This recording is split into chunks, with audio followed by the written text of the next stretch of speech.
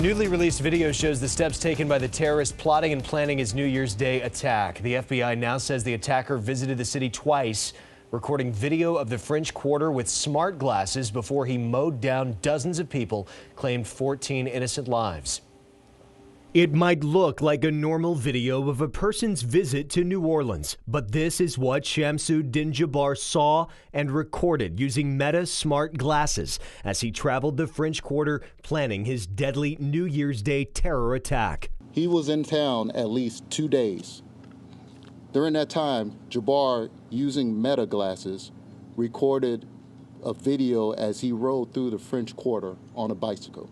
The FBI releasing the newly discovered footage, hoping to learn more about Jabbar's planning from anyone who may have seen or interacted with him. Authorities now giving a clearer picture of Jabbar's activity before New Year's. In late June 2023, he traveled to Cairo, Egypt, before returning to the U.S. Then, days later, in mid-July 2023, he traveled to Ontario, Canada.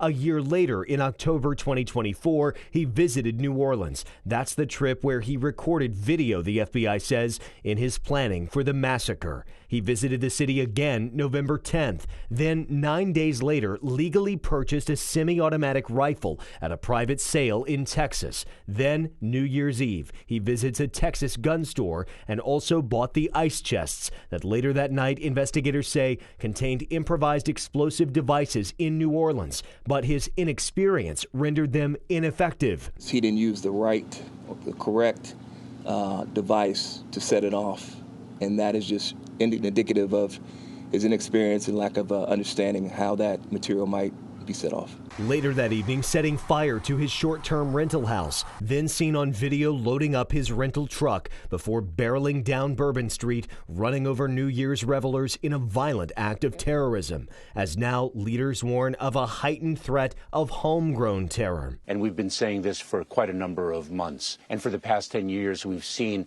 a significant increase in what we term homegrown violent extremism. And as New Orleans makes safety plans for major events still to come. Our mission remains on increased public safety as we move towards hosting major events in the city of New Orleans, whether that's Super Bowl or Mardi Gras.